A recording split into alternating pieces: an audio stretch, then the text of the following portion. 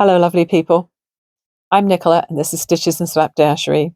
Once again, I'm in my sewing room, and I've had about 4 attempts at getting this video started because my voice keeps going croaky. I guess I need more tea. In case you haven't been here before, I live in Canada in the beautiful province of British Columbia in the interior, not on the coast. And we're currently having a very beautiful spring. Things are busting out all over, as they do. And it's all lovely and green and blossomy here right now. I've had a busy week. I had 3 shifts this week, all of them evening shifts. One started at 5, the other 2 started at 3 and went on till about 9:15 when the store closed. And I must say, work does get in the way of things.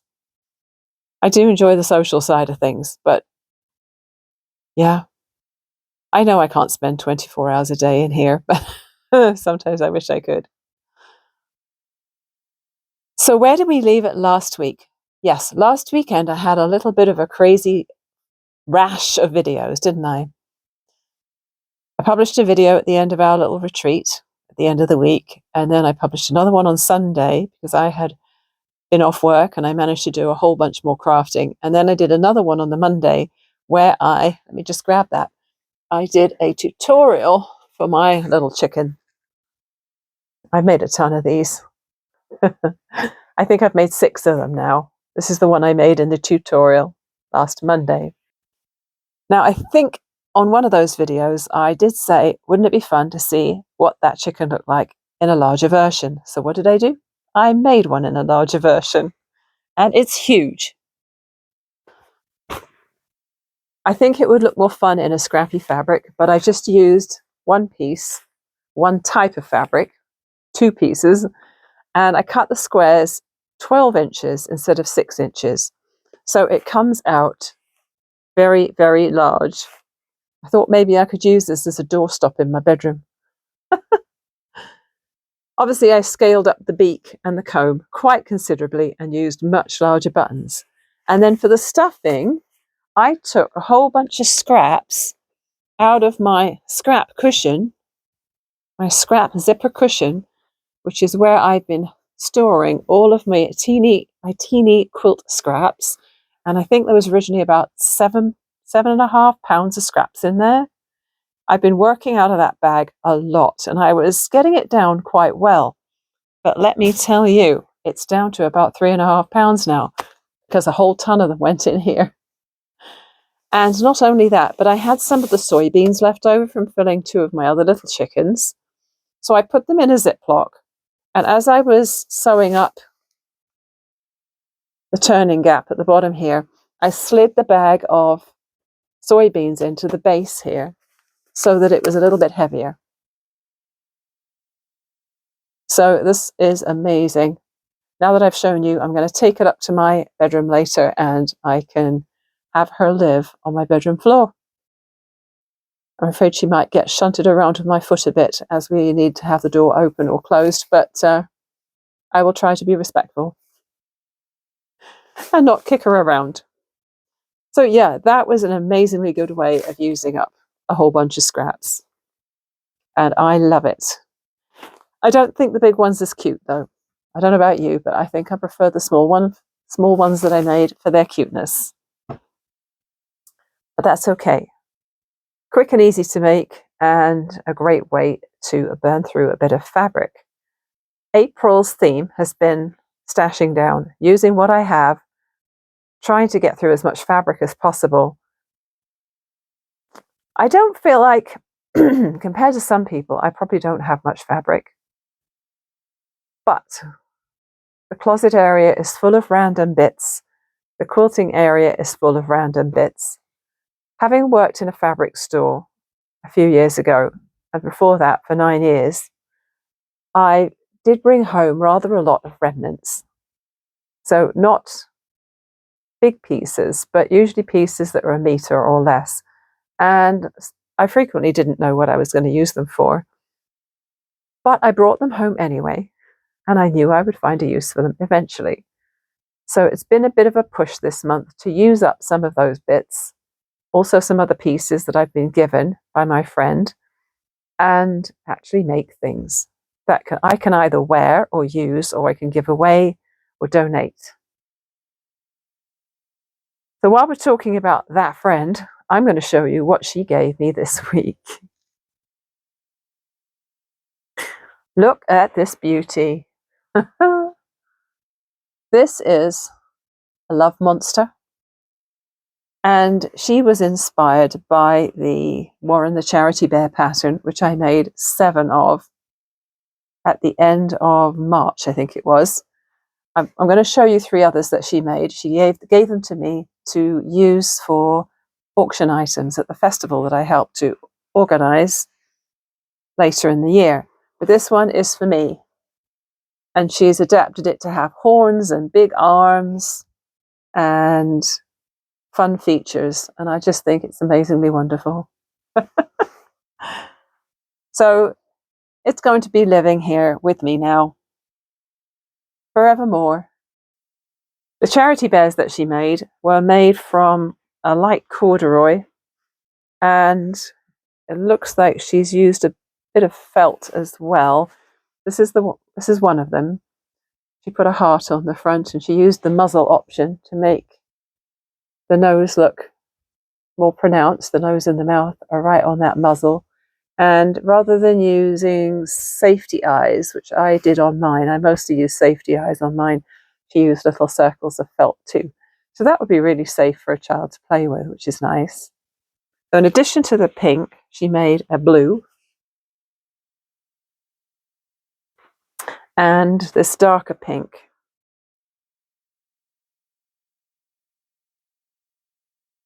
So this Warren bear is really, really inspiring us so much right now.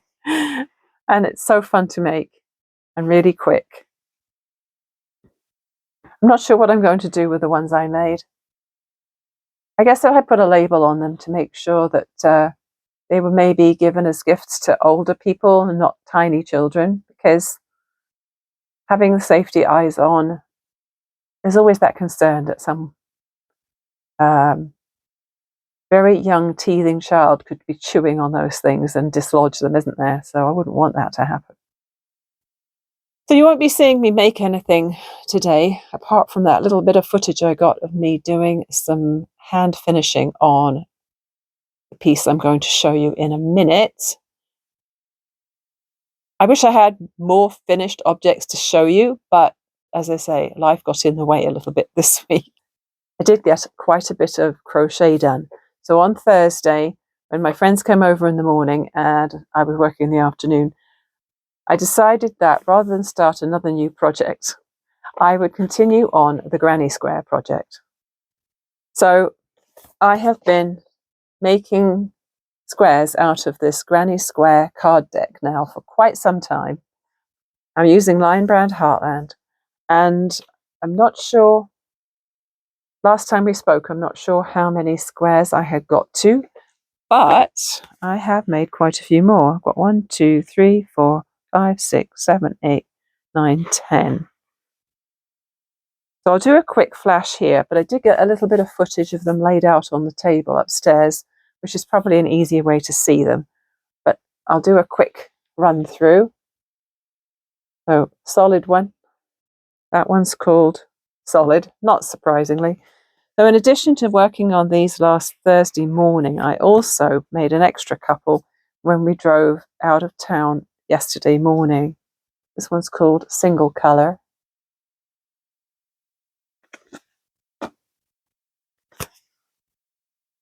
This one's called Stripe.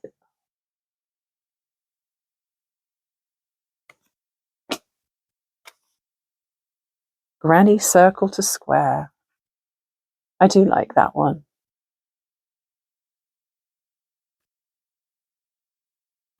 It's funny because when my friends saw what I was working on, they were like, those aren't the usual colours you use. They're very muted. And I said, yeah, they are, aren't they? That one was a bit challenging.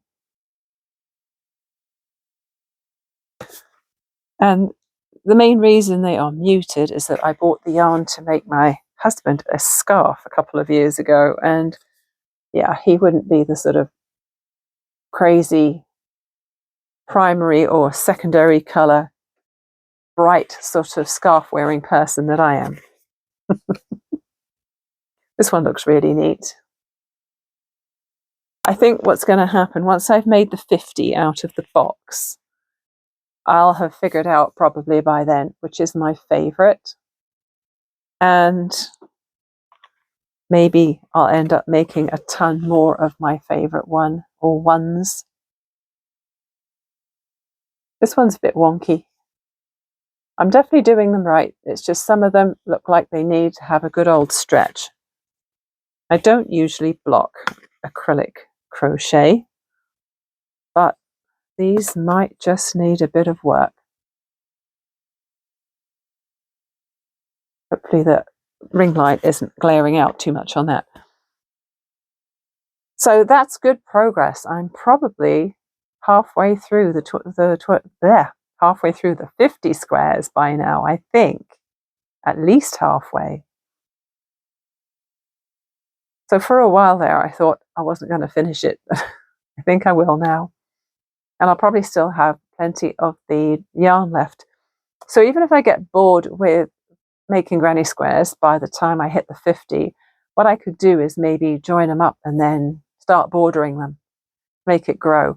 I don't really know what is in the works for the final project of this. I just know that I'm making squares and quite enjoying it. So that's good. I'm also getting better at reading crochet charts, which is also good. So once the weekend rolled around, I was thinking, what am I going to make this weekend? I want to do something fun. And I started pulling out all of my quilt cottons, and I was looking at a whole bunch of ocean themed ones. And then I thought, oh, wouldn't it be fun to make kind of a ocean themed art quilt wall hanging thing? And I have all these batiks with turtles and seahorses and fish on. And I got all excited about doing something arty-farty, maybe with some hardware in there and some net to make it look like it was in the ocean and it was like a statement about the Great Pacific Garbage Patch. I yet may do that, but in the end I got sidetracked and I made something a little bit more everyday. I'm on the way to completing 6 mug rugs. Now I have a couple of these that I made randomly a long time ago, and they live on my coffee table, but I have to be honest, I don't put mugs on them because I'm worried about getting them all stained, and I just use the usual coasters instead. But they are pretty. These ones I think are beautiful, and yeah, it would be hard to use these too, but they're not going to be for me. I'll figure out what's going to happen to them when I'm finished. So my plan was to have these finished to show you by today, Sunday, but they're not. This is the one that's underway. It has a rather beautiful seahorse on it.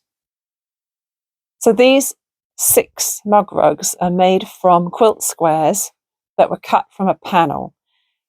The annoying thing about quilt cotton is sometimes when you wash it, it skews a little bit, and normally that's not a problem. But when it's printed with squares, with a design inside, and you want to use the squares as individual pieces, it's a real pain. So what I ended up having to do was cut each of the sea creatures out without their little border line, otherwise it would have been pretty darned obvious that they were wonky. So I did lose a bit off them. So by the time I'd cut them out, I had a 7.5-inch square. And then I had 3 coordinates with them that were octopus, fish, and stripes. So what I ended up doing was using 3-inch squares down here. When I joined these up, they were a bit long, so I did end up losing a bit here with trimming, but only a tiny bit. And here's my 7.5-inch square. I think that the last time I made a mug rug, I may have done it as a quilt as you go thing, where I was actually sewing directly onto the batting and then flipping, sewing and flipping. And you know what? That would have been a more sensible way to do it, because I pieced this thing. I pieced 6 of these, and Then I decided to use 2 layers of the cotton batting because it felt quite thin.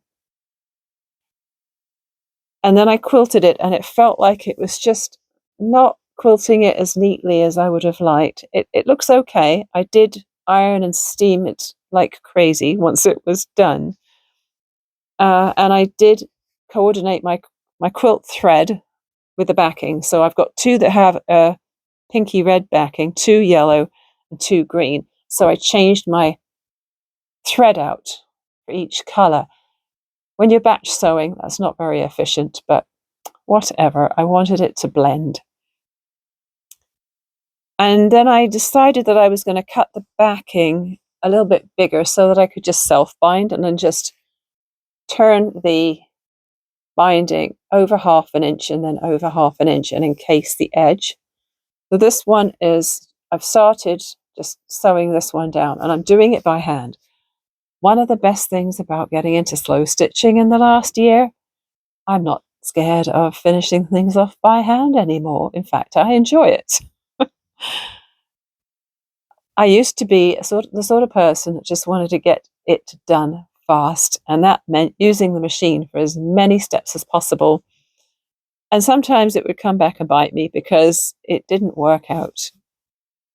It was just messy for whatever reason, especially when it comes to things like binding, where if you're sewing from one side, sometimes the stitching on the underside doesn't kind of land where you want it to land.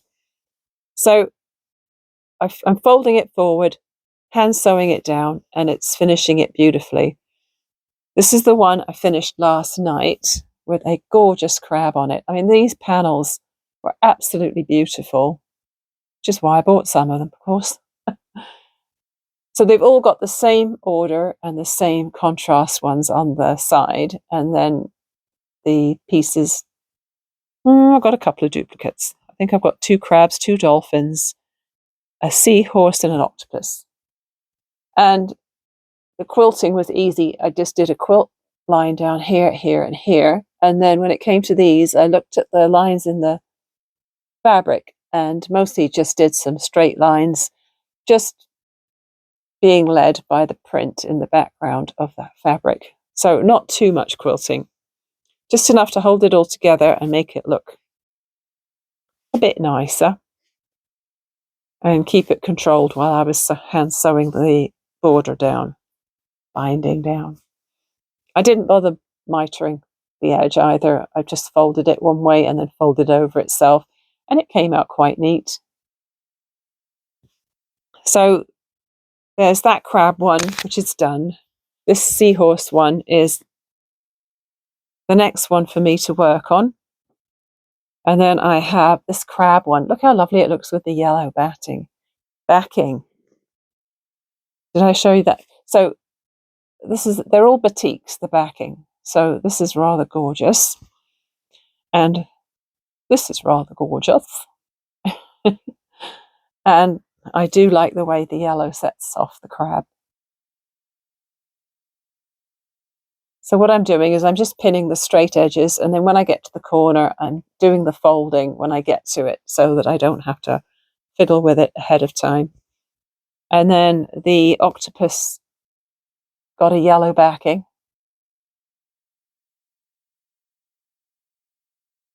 It was called Blooming Ocean from Fabricland. Absolutely gorgeous range of fabric. Dolphins. They got a green backing. Ouch. There's a pin sticking into my finger. And then another dolphin one with green backing. So I'm finding I do really, really need good light for my eyes these days. So if it's daytime, I could get away with taking these up and doing this on the couch in the living room, maybe while the TV's on in the background. But if it's evening, I will be down here with my ring light on, giving me as much light as I can while I squint at those tiny stitches. So yeah, that's a very satisfying little bundle of mug rugs. I will be either donating them for the festival or giving them to friends or co-workers. I have not decided yet. And that's really all I've done for this week in the crafty department. As I look around this sewing room, I'm really grateful for the space and the ability to do the things I love. So what have you been doing this week? Do let me know in the comments if you've been making anything, whether you've made a chicken following my tutorial last week. I haven't gone back in to check whether anyone got the free template from Ko-fi or not. I assume I would get a notification if they had. I don't know, because it's the very first PDF I've ever put in my Ko-fi shop. There's a link under the video in the description if you want to go check out the Ko-fi shop. There is literally one thing in there. The PDF with the template for the chicken. Maybe in future there will be more things I can add in there. So if you're not currently subscribing to me, please do. It's free. You just got to click a button. You'll get a notification if I post.